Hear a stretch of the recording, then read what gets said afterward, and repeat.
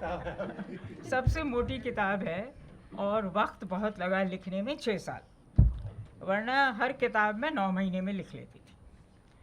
तो जब यह लिख के चुकी किताब, नाम तो मुझे पहले सूझ गया था मगर विधा क्या है मुझे नहीं मालूम थी। जब लिख के चुकी तो मैंने कहा इसे कहें क्या, ये क्या है। अगर मैंने अंग्रेज़ी में लिखा होता तो मैं नावल कहती पुरुषोत्तम जी। स्ट्रक्चर से भाड़ झोंके आलोचक, नावल चलते हैं। मगर मुझे हिंदी में 50 साल लिखने के बाद इतनी अकल आ गई है कि अगर मैं इसे उपन्यास कह देती तो सारी उम्र संरचना संरचना संरचना ही सुनते मेरी कट जाती। सिद्ध करना पड़ता कि ये उपन्यास है। वही मेरी उम्र ही कट जानी थी, इसलिए मैंने इसको संस्मरण बोला। मगर मैं एक बात कहना चाहती हूँ कि इसमें ये बात तो बिल्कुल सही है, ये सत्य कथा है कि इसमें जो भी किरदार हैं वो वाकई हैं, असल हैं, असली हैं, और इसमें जो भी घटा है वो वाकई घटा है, घटित हुआ है। मगर इसमें बड़ी चालाकी है साहब कि मैंने सब कुछ तो नहीं लिखा जो घटा है। जो मैंने घटना लिखी है वो वही लिखी है जिसमें किस्सा बनने की तासीर थी। बहुत बढ़िया, बहुत अच्छा। और मैंने वही किरदार चुने हैं और लिखे हैं जो अलहदा थे। कुछ नायाब थे, कुछ नायाब होते होते रह गए थे, मगर सब अलहदा थे। इसलिए इसे सत्य कथा तो नहीं कह सकते, आत्मकथा भी ये नहीं है। संस्मरण कह सकते हैं मगर दरअसल ये किस्सा है, ये किस्सा दर किस्सा है, या कहें एक दास्तान है जिसमें मैंने हर किरदार में परकाया प्रवेश किया है। ये मैं आपका शब्द चुरा नहीं रही हूँ, ये मेरा अपना भी है। तो खैर, इसमें मैं बार बार बीच में कहती हूँ नादिया के बारे में। वो आखिरी अध्याय नादिया पर है, वाह नादिया आह नादिया। तो मैं बार बार कहती हूँ इंतज़ार करो उसका, वो बाद में कहूँगी, इंतज़ार करो, क्योंकि after you have said the unspeakable you can not speak any more. तो खैर मैं थोड़ा सा पढ़ूँगी इसमें से, 10 मिनट शायद लग जाए। जरूर पढ़िए, जितना आप चाहें। पहल मैं डुब्रावनिक में मिली थी नादिया से, जैसे उन्होंने बतलाया था फेमिनिस्ट कॉन्फ्रेंस में। डुब्रावनिक की मुलाकात का जिक्र तभी कह दिया था उसकी कहानी बाद में। यूँ कि उस मुलाकात ने हमेशा के लिए नादिया को मेरे दिलो दिमाग का हिस्सा बना दिया था, पर उस दरमियान जो हौलनाक सफ़र उसके पूरे मुल्क ने तय किया, उसका बयान किए बग़ैर उस अलमस्त, हंसमुख और तंज में पारंगत औरत का बुत शिकन से क्रांतिकारी बनने का सफ़र बयान नहीं किया जा सकता। छुटपन में माँ उसे लेकर अमेरिका जा बसी थी।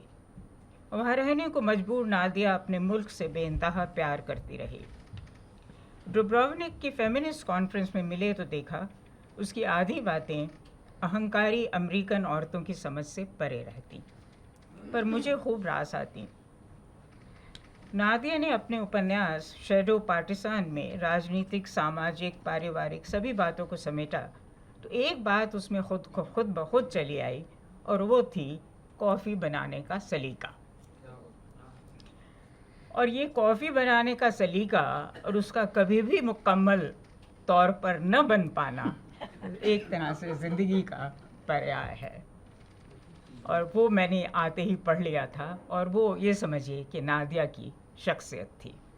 उसके साथ ही मैंने उसकी एक अंग्रेज़ी में लिखी हुई कहानी द लास्ट स्टेटमेंट का हिंदी अनुवाद भी किया था, जो हंस में छपा था। उसमें होता ये है कि एक क्रांतिकारी औरत मरते हुए कुछ अति आक्रामक कहने का मन बनाती है, और पर कहती है जिए ज़िंदगी। वो यूं कि असल में मर नहीं रही थी, वो बच्चे को जन्म दे रही थी युद्ध स्थल में। तो ये भी नादिया की शख्सियत को ही नुमाया करता है। लेखक के अलावा वो एक आला अभिनेत्री, पत्रकार, चिंतक, एक्टिविस्ट, बहुत कुछ थी। एरिक रोहमर जैसे कलाकार ने उसकी पेरिस रिहाइश को कथ्य बनाकर 1964 में ही नादिया अ पेरिस फिल्म बना ली थी, जिसमें अभिनय खुद नादिया ने किया था। कहानी का तर्जुमा हंस में छपा तो नादिया से मेरी कुछ ख़त किताबत हुई, मगर जब यूगोस्लाविया पर ख़तरा मंडराना शुरू हुआ और फिर ख़तरा बाकायदा ज़बरदस्त ख़तरा बना, तो मैंने सोचा नादिया, अच्छा हुआ नादिया वहाँ नहीं थी, अपने अमेरिकन पति के साथ न्यूयॉर्क में थी। पर वहाँ न होने पर वो ज़्यादा ज़िल्लत और त्रासदी झेल रही थी। पर पहले 1988 में हुई खुशनुमा मुलाकात के बारे में भी सुन लें। डुब्रोवनिक में फेरी पर उसके साथ लोक्रम जाना, गपशप करना, वहाँ घूमना, वापस लौटना एक रोमांचक अनुभव था। छोटे से खूबसूरत कस्बे लोक्रम पहुँचे तो मालूम हुआ कि वहाँ के सब बीच न्यूडिस्ट हैं। कपड़े पहनकर न्यूडिस्ट बीच पर जाना उनका अपमान करना है। कुछ वैसे ही जैसे एक मैंने माँ का जिक्र करते हुए कहा है कि बाई जी को जब जनान खाने में बुलाया गया बहुत मान मनावल के साथ और कहा गया कि कुछ सुनाएं, तो उन्होंने मीरा का एक भजन गाया।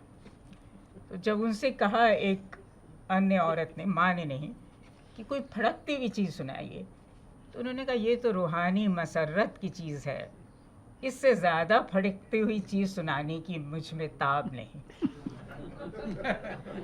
तो एक और औरत ने कहा वो सुनाइए ना गज़ल जो आप मर्दों की बैठक में गाती हैं, हम भी तो सुनते हैं चिलमन के पीछे से छुपकर।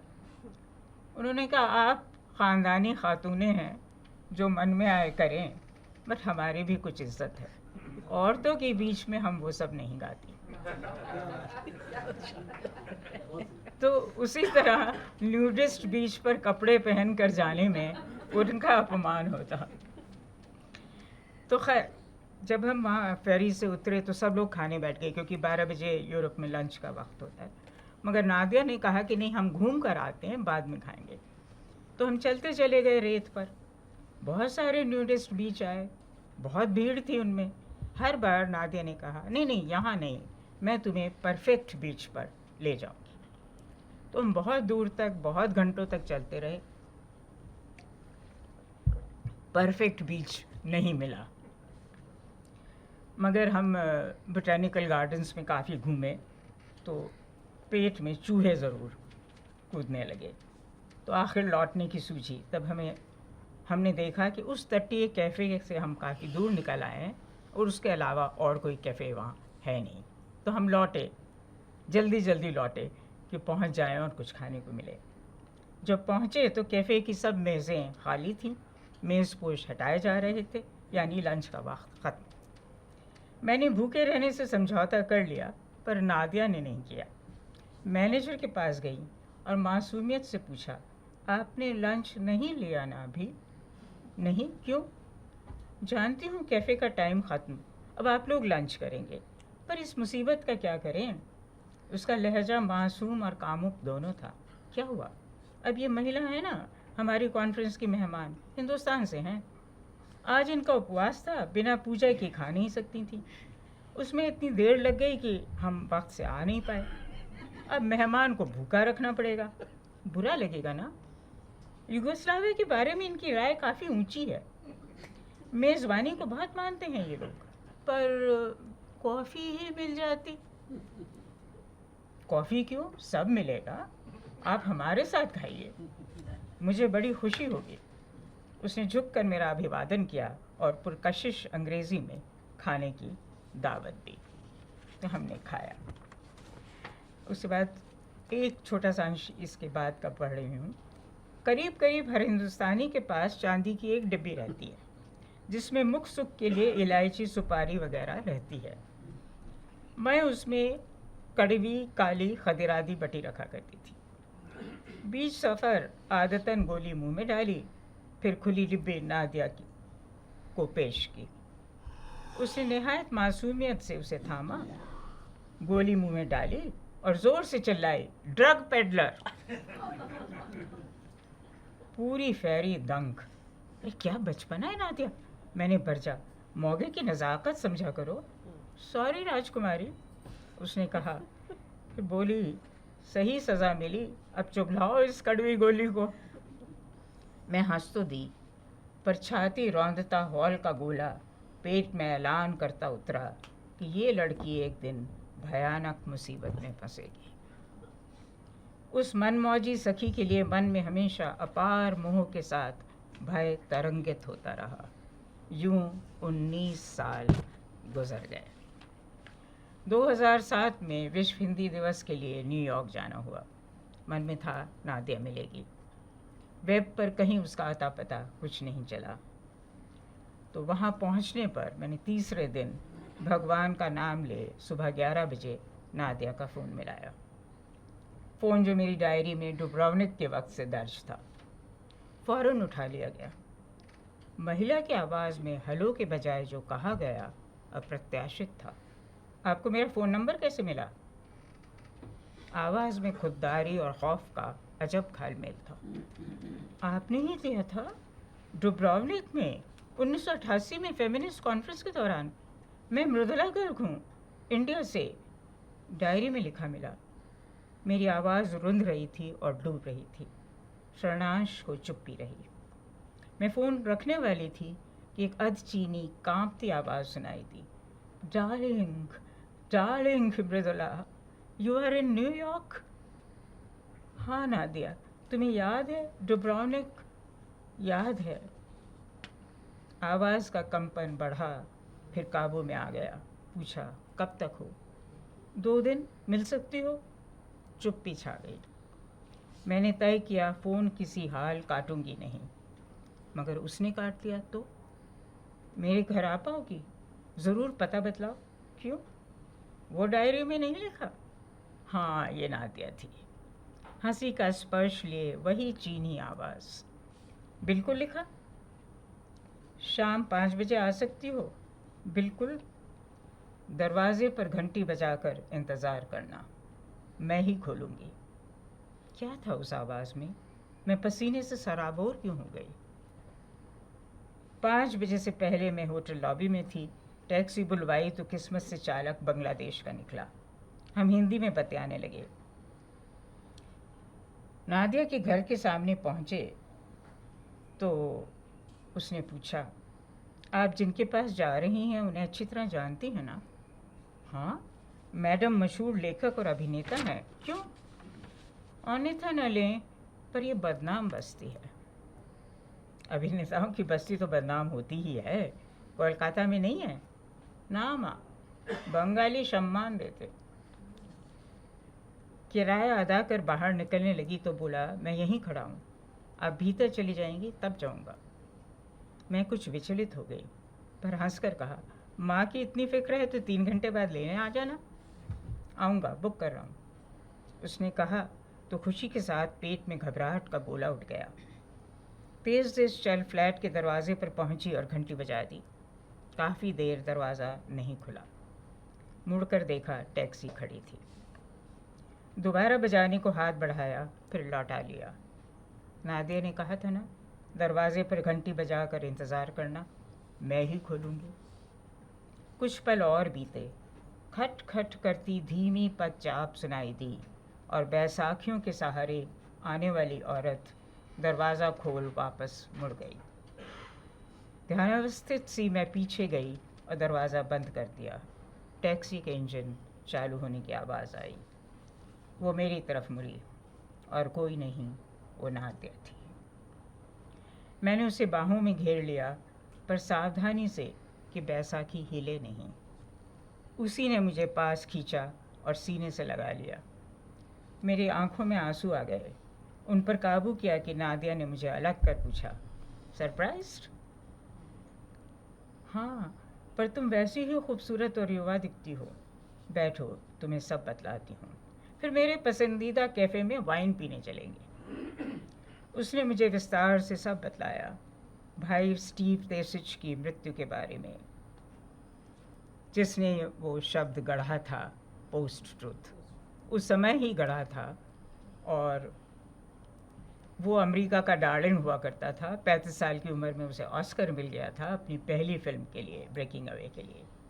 मगर उन दिनों जब यूगोस्लाविया का बाल्कनाइजेशन हो रहा था, उसके महत्वपूर्ण लेखों के बारे में उसकी ज़बरदस्त साख के बावजूद न किसी ने छापा, न किसी ने पढ़ा, न किसी ने जाना।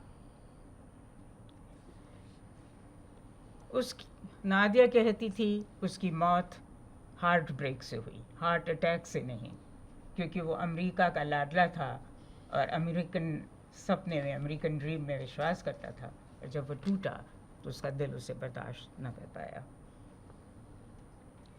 स्टीव की मौत पर उसके अमेरिकी विरोधी बयान सुनते ही नादिया का अमेरिकन पति उसे छोड़कर भाग गया। एक शादीशुदा बेटा कैलिफोर्निया में रहता था जो बार बार उससे आग्रह करता था कि उनके पास आकर रहे, मगर वो ब्रॉडवे छोड़कर नहीं जाना चाहती थी। लेख, कहानी, नाटक लिखती रहती थी। फिर लय में बजती घंटी की खनखनाहट वाली उसकी परिचित आवाज़ आई, अभिनय तो तभी कर सकती हूँ जब किरदार को बैसाखी पहननी हो जाता है कभी कभी। पढ़ो थोड़ा सा और। प्लीज प्लीज पढ़िए। कुछ देर हम सहमे से बैठे रहे। फिर उसने पर्स से दर्पण निकाला, चेहरे पर पाउडर लगाया, लिपस्टिक दुरुस्त की और उठ खड़ी हुई। बैसाखियाँ संभाली और बोली, बहुत हुआ, अब चलो मेरे फेवरेट कैफ़े में वाइन पिए। उससे पहले उसने सब पेरेंटी के जो इन्होंने थोड़ा सा पढ़ा था, सारा यूगोस्लाविया में जो कुछ हुआ था उसके बारे में मुझे बतलाया था। मैं भी उठी।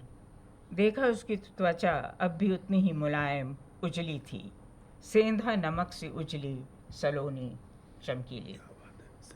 हम सड़क पर निकले, धीरे धीरे आगे बढ़ रहे थे पैदल। उसकी शख्सियत का कमाल था कि मैं जल्द भूल गई वो बैसाखियों के सहारे चल रही थी। वही नादिया लग रही थी जिसके साथ चलते मैं बमुश्किल पिछड़ने से बचती थी। लगा पूरा वॉशिंगटन हाइट्स उसे जानता था। हर पल कोई ना कोई हेलो नादिया कह उसे गले लगाता और गाल पर चुम्बन देता। मेरा परिचय करवाती तो तपाक से हेलो मृदुला कह मुझे भी बाहों में भर लेता। आखिर वो अभिनय करने वाले लोग थे। पर उनके स्नेह में, नादिया के लिए उनके स्नेह में कुछ भी नाटकीय न था। कुछ लोग हमारे साथ चले पर किसी ने उसकी मदद करने की कोशिश नहीं की। एक दो ने ये ज़रूर कहा, to Pete's cafe Nadia, enjoy. यानी सब जानते थे उसका पसंदीदा कैफ़े कौन सा था। उसने वाइट वाइन पी, मैंने रेड। पहले की तरह उसने हंसकर कहा, अब तक नहीं सीखी असल किक वाली वाइन पीने? कोई बात नहीं, पीट्स के पास उम्दा से उम्दा रेड वाइन है। Hey Petey, your best red wine for my long lost friend from India. Wine वाकई उम्दा थी। किक तो किया पर मैं लड़खड़ाई नहीं। नादिया को मुझे अपनी बैसाखियों में समेटना पड़ता तो कितना शर्मनाक होता, नहीं? लौटने में भी लोग उसको उसी तरह सलाम कर रहे थे। कितना प्यार करते थे अपनी भूतपूर्व अभिनेत्री, नाटककार और उपन्यासकार से। मिली जुली जातियों से थे, काफ़ी अमरीकी थे। उदार कलाकार जो साथियों को इज्जत और स्नेह देना जानते थे। उन पर हुए सरकार के अत्याचार को समझते थे। उनकी निजी ज़िंदगी में घटे दुख से द्रवित थे, पर दया भाव दिखलाकर छोटा नहीं बनाना चाहते थे। सभी दुनियादार इंसानों से अलहदा थे। कुछ नादिया की तरह नायाब थे, कुछ बस अलमस्त। तुम्हें अपना उपन्यास देना है, नेटिव लैंड, नादिया कह रही थी। डुब्रोवनिक की फेमिनिस्ट कॉन्फ्रेंस से शुरू होता है। तुम एक किरदार हो। माफ़ करना, आम हिंदुस्तानी बना दिया तुम्हें, मीरा नाम दे दिया। तुम्हारा नाम लेने में तो अंग्रेज़ी भाषियों की ज़बान अकड़ जाती, जाने क्या बना देते। डुब्रोवनिक की बात और थी। याद है जब तुम बाज़ार से गुज़रती, कैफ़े वाले गाने लगते, मृदुला ओ मृदुला ए मृदुला। बिल्कुल याद है। वहाँ मैं अकेली हिंदुस्तानी थी। हर बात पर पूछते, इंडियन? और तुम कहती, इंडियंस को डिस्काउंट मिल रहा है तो दो। वे शर्मसार हो जाते, पर तुम्हारे नाम का उच्चारण एकदम सही करते थे। तुम्हें मीरा बनाते बुरा लगा, पर प्रकाशक की मार, वैसे ही कम लोगों ने पढ़ा। भला वो एक नन का समीक्षा लिख दी तो लोगों ने ख़रीद ली। उसके घर पहुंची नहीं कि टैक्सी वाला आ गया। नजूमी था क्या? 2 मिनट, मैंने कहा तो नादिया के सामने कॉपी बढ़ाकर बोला, ऑटोग्राफ प्लीज़। नादिया हंस कर बेहाल। क्या कहा मेरे बारे में?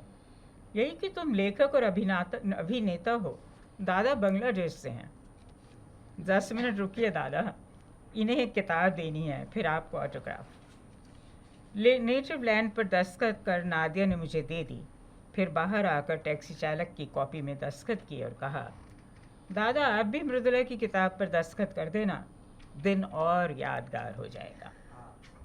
दादा तो मस्त मगन, रास्ते भर बंगला नाटकों के संवाद बोलते हैं।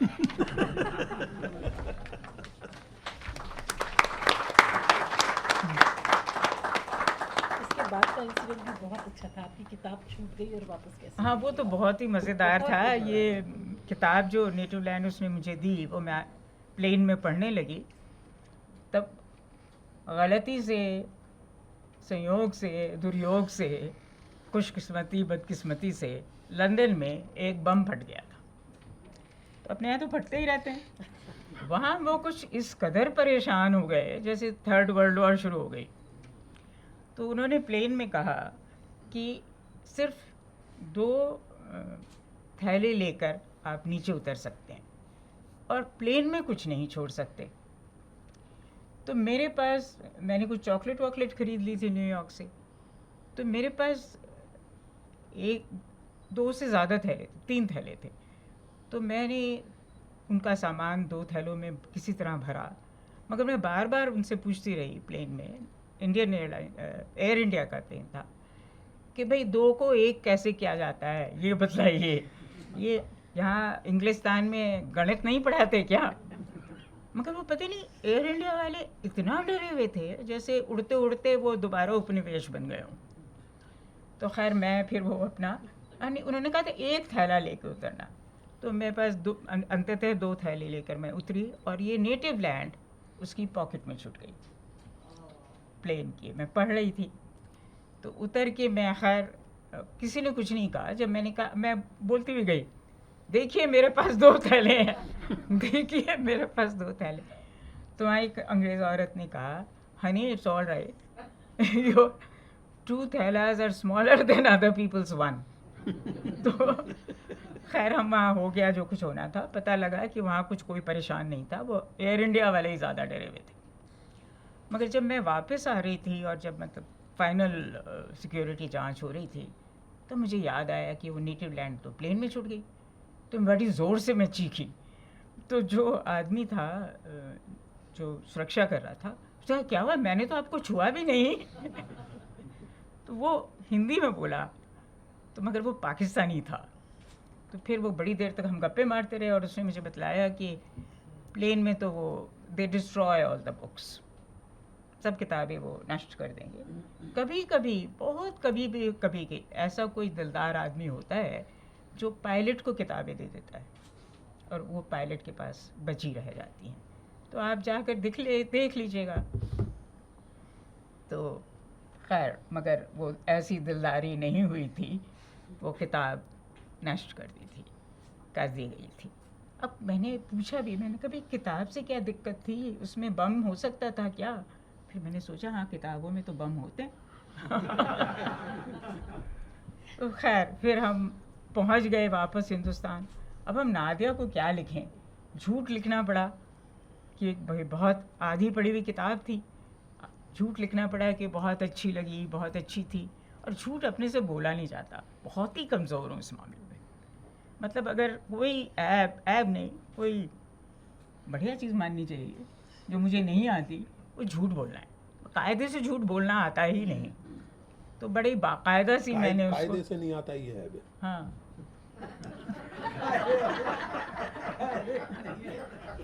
अब झूठ बोलिए और बेकायदा बोलिए तो फायदा क्या? तो खैर हमने उसको लिख दी एक बेकायदा सी चिट्ठी कि हमने पढ़ा ये वो। मगर फिर मैंने ये विमेंस वेबसाइट पर ये किस्सा डाल दिया, मुझे बहुत गुस्सा आया हुआ था कि इस तरह से वो मेरी किताब नष्ट कर दी, लंदन में बम क्या फट गया, क्या मुसीबत आ गई। तो एक दिन क्या हुआ कि डाक से किताब आई, नेटिव लैंड। तो मैंने सोचा ज़रूर उसने पाकिस्तानी ने भेजी होगी, जिससे मैंने दुखड़ा रोया था। मगर नहीं, विमेंस वेबसाइट पर पढ़कर पेरिस से किसी ने बाज़ार से ख़रीद कर वो किताब मुझे भेजी। तो ये है स्त्री विमर्श।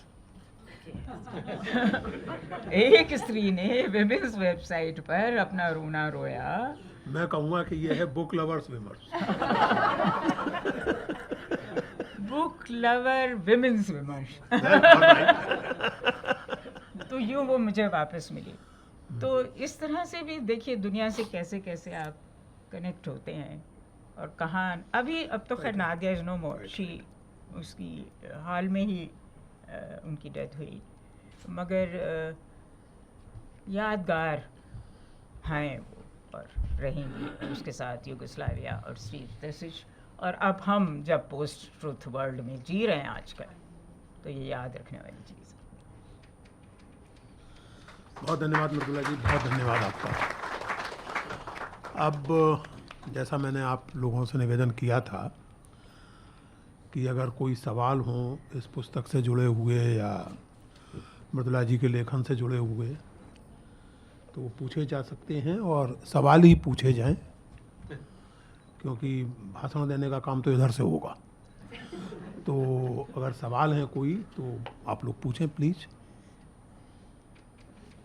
किसी के भी मन में कोई सवाल हो।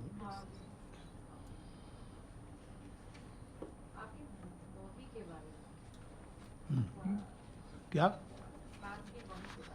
आपकी अम्मा की? पूरा का पूरा बदलाव उनके बारे में, फिर तो 2 किताबें लिखनी पड़ी।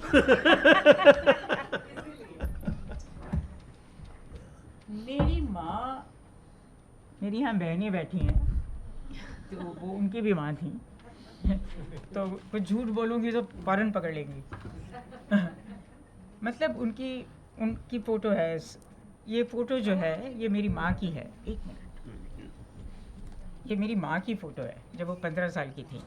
और एक बात कहना बहुत ज़रूरी है कि 90 बरस पुरानी इस फ़ोटो का जो परिष्कार किया वो भरत तिवारी ने किया। इसका श्रेय उनको जाता है।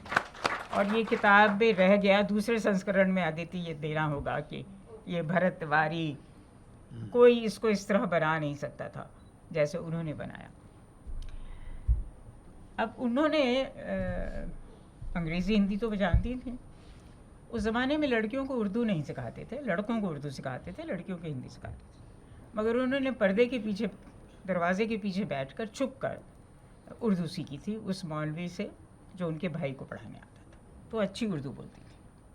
हमारे यहाँ एक चचा जान आते थे जो खालिस उर्दू बोलते थे और बहुत शकील, मगर माँ उनसे बातचीत ही नहीं कर पाती थी सिर्फ, बल्कि उनकी शायरी भी समझ लेती थी। और वो मतलब उन्हें बच्चे अच्छे नहीं लगते थे, बच्चों से उन्हें कोई प्यार नहीं था। पैदा उन्होंने 6 किए थे। हमें पूरी तरह से हमारे पिताजी ने पाला। मतलब अगर स्कूल में कोई वो होमवर्क देते था अजीब सा कि गुड़िया बना के लाना, तो वो भी हम पिताजी से ही कहते थे। तो वैसे हमारे यहाँ एक सुवर्णा आया थी, तो वो पिताजी का काफ़ी हाथ बटा देती थी। मगर माँ को हमसे कोई दिलचस्पी नहीं थी। किताबें वो बहुत पढ़ती थी, और अगर कोई बहुत अच्छी किताब पढ़ रही होती थी, खुद तो वो कभी रसोई में गए ही नहीं, उन्होंने खाना वाना बनाया ही नहीं, तो वो बनाना, जो कुक था जो बनाता था खाना, उसको बतलाना भूल जाती थी कि क्या बनाना है, किताब पढ़ने के सिलसिले में। तो जिस दिन खाना बहुत बुरा बना होता था, हम समझ जाते थे कि मम्मी आज बहुत बढ़िया किताब पढ़ रही है। और उन्होंने हमें कभी कोई किताब नहीं दी, कभी हमसे ये नहीं कहा कि तुम पढ़ो। बस पढ़ने के बाद वो किताबें छूट जाती थी तो हम पढ़ लिया करते थे। फिर धीरे धीरे जैसे मगर हमें उनसे कोई शिकायत नहीं हुई। बड़ी अजीब बात ये थी, हम दूसरी माँओं को देखते थे, अपनी माँ को भी देखते थे, हमें पता लगता था कि भैया ये बिल्कुल अजीब चीज़ है, मगर हमें उनसे कभी कोई शिकायत नहीं हुई। हमें वो शायद बहुत मज़ेदार लगती थी। और फिर जब जैसे जैसे हम बड़े हुए, वो हमारी दोस्त बनती गई। उसमें एक मज़ेदार किस्सा सुनाती हूँ कि बड़ी बहन जो हमारी मंजुल भगत, हमारे घर में एक ही की लव मैरिज हुई सिर्फ, एक ही लड़की की, हालांकि इतने हम दिलदार थे, मगर औरों की हुई थोड़ी थोड़ी, मगर बाकायदा प्रेम विवाह सिर्फ मंजुल का हुआ। तो उनके जो महबूब थे वो चिट्ठियाँ लिखा करते थे उन्हें, मगर वो आती मेरे नाम से थी। पता नहीं हमारे घर में सबको ये यकीन था कि शोधों की दिलचस्पी मुझ में नहीं है, इसलिए मुझे बहुत आज़ादी थी। तो चिट्ठियाँ मेरे नाम से आती थी। हमारे घर का एक और ये नियम था, कानून था, कि कोई किसी की चिट्ठी पढ़ेगा नहीं, खोल कर भी वो पढ़ के भी वो पढ़ी हो कहीं तो वो उसको नहीं पढ़ेगा, चाहे ज़िंदगी और मौत का सवाल हो। तो मेरे नाम से चिट्ठी आती थी तो मैं ही खोलती थी, मैं ही पढ़ती थी, उसके बाद मैं मंजुल को पढ़ती नहीं थी, मैं खोल कर मैं मंजुल को देती थी। तो लंबे लंबे ख़त आया करते थे। तो एक दिन बहुत मुख्तसर सा ख़त आया, एक पन्ना, तो वो मैंने खोला, मंजुल को दे दिया, और क्योंकि वो एक पन्ने में भी आधा ही लिखा हुआ था तो उसने वहीं मम्मी के सामने ही पढ़ लिया।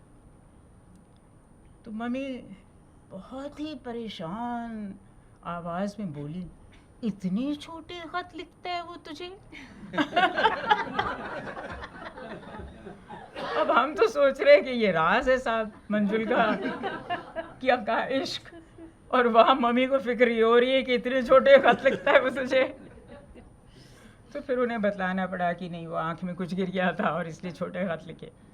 तो यानी वो इस कदर वो इश्क नवाज थी, और किसी का भी हो जाए तो वो आकर उनसे दुखड़ा रो जाता था। और एक बात थी कि वो शायद इसी वजह से उनकी इतनी ज़्यादा इज्जत थी उनके ससुराल में, हालांकि वो खाना नहीं बनाती थी, बच्चों को नहीं देखती थी, कुछ भी नहीं करती थी जो उस ज़माने में एक औरत को करना चाहिए होता था। कि वो दो बातें थी, एक तो वो कभी झूठ नहीं बोलती थी, दूसरी बात ये थी कि वो उनको कुछ भी कह दो वो गुफा में चला जाता था, वो कभी किसी का राज अफशा नहीं करती थी। आपने सुना होगा महाभारत में दुर्योधन ने श्राप दिया था कुंती को कि किसी कोई औरत, युधिष्ठिर ने सॉरी, ये दिया था श्राप कि पेट में बात नहीं मतलब रखेगी, क्योंकि उसने रखा था कर्ण का झूठ इतना बड़ा। तो उस श्राप से मेरी माँ बच गई। वो लोगों से प्यार बहुत करती थी, बच्चों के सिवा, अपने देवर ननद वगैरह से और सबसे, ससुराल वालों से, सबसे प्यार बहुत करती थी, मोहब्बत बहुत करती थी। साहित्य पढ़ती थी, हमारे यहाँ बहुत साहित्यकार आते थे, गोष्ठियाँ होती थी, वो लेटी रहती थी, वो बीमार रहती थी, तो मैं पलंग पर लेटी रहती थी। उन पलंग के आसपास ही चारों तरफ, पलंग से किसी को कोई गुरेज परहेज नहीं था। संगीत भी होता था, म्यूज़िक की भी वो शौकीन थी, और साहित्य चर्चा भी हुआ करती थी। जैनीन जी उनके ख़ास उन्हें ख़ास क्या कहूँ वो उन्हें पसंद थी। तो एक बार जैनीन जी ने उनसे कहा, ये पाकिज़ा से बहुत पहले की बात है, कि आपके पैर बहुत सुंदर हैं। तो मम्मी ने कहा, शुक्रिया, मगर मैं एक काम करेंगे आप मेरा? तो मैंने कहा बताइए। कि जब ये यहाँ हों, यानी पिताजी, तब एक बार ज़रूर उनके सामने कहिएगा।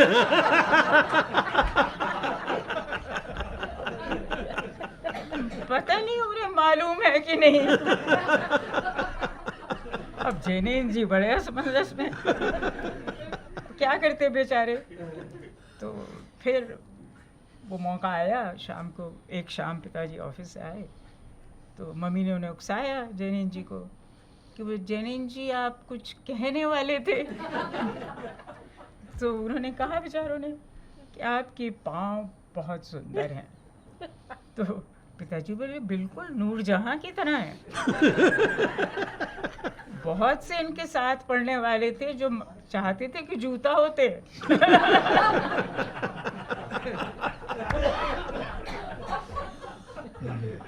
तो मतलब माँ का एक वो हर किसी से जो दोस्ताना भी हो जाता था, प्यार उनका किसी से नहीं हुआ पिताजी के सिवा, पिताजी का हुआ बहुतों से। मगर वो उसमें भी उनकी शिरकत रहती थी। मतलब कभी उन्होंने हमारी माँ को अलग नहीं किया, जिसको कहते हैं। जहाँ भी घूमने फिरने जाते थे और औरतों के साथ, तो माँ ज़रूर साथ रहती थी। और माँ को एतराज़ इसलिए नहीं था कि वो ज़रा नाजुक जान थी, तो ये औरतें सख्त जान थी, तो वो उनकी देखभाल भी कर लेती थी।